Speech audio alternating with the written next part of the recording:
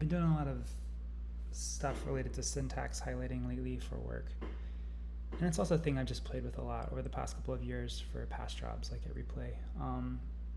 And I learned something recently from a dev blog I was reading that I didn't know before, which is that if you set a background, CSS background to a linear gradient, you can actually use that to color text in a pretty interesting way, I thought.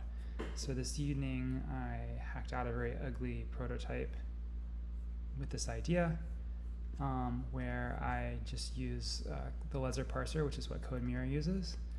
I feed it a string of just random TypeScript. It's a pretty simple string. In this case, could be theoretically a lot longer. I don't know. And then I parse it, and then instead of rendering HTML tags, I render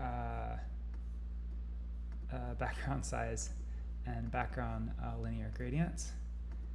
And the result of that is this, which is kind of neat. It's not very practical because I don't know what you do with it really, but it's just a single chunk of text and a single element that has a huge linear gradient background, but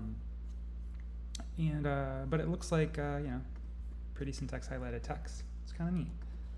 It is not practical as this would show if I do.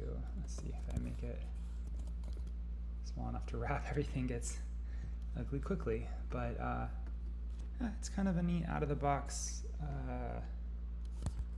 different use of HTML and CSS than what I was aware of before, and I learned it from this blog post, or this blog rather. So yeah.